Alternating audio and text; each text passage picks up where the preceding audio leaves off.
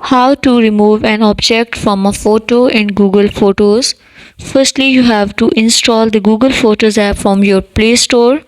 Now you have to open the Google Photos app on your Android. This feature can also be applied on your iPhone. We are going to know that how to remove an object from a photo in Google Photos. Firstly, you have to select any of the photo from your Google Photos. Before this, just make sure watch the complete video and follow each step carefully to avoid forgetting anything and making mistake. At the second option, you can see here edit. Click on the edit option.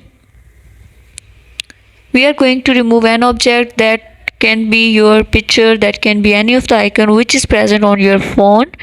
Now you have to click on it and move. You can see different option. If your picture is portrait, then you have to apply this option.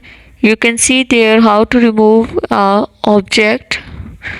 You have to move on here and you can see here sharpens. You have to click on it and you have to select any.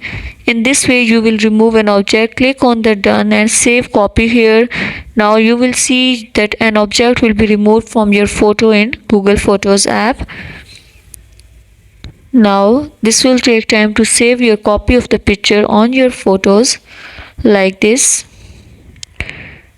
That will be saved in your Google Photos. Thank you so much.